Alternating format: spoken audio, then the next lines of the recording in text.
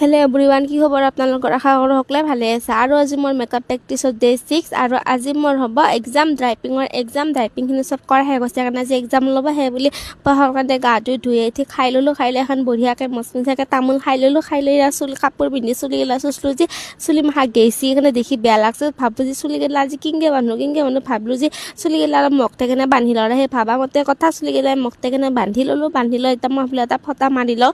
তাত আইনাত চাই ল'লোঁ যে ফটাটো মাৰিলি কেনে দেখি চালোঁ যে ইমান তাৰমানে ভাল লাগে নাই আৰু সেইকাৰণে ফটাটো উলিয়াই থৈ দিলোঁ মই। তাৰে পিছত এতিয়া বেগটো লৈ আহিলোঁ, ছাতা এটা লৈ ল'লোঁ। বৰষুণো হৈ যাব পাৰে বা বহুত ৰ'দ দিলোঁ, ছাতাটো লাগে।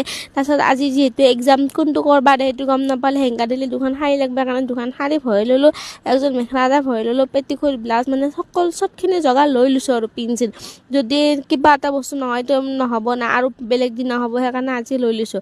তাৰপিছত পানী বটলটো ভৰাব আছে যে নধৰে সেইকাৰণে ভাবিছোঁ পানী ঘৰতে খাই যাওঁ, পিয়াহ লাগিলে আৰু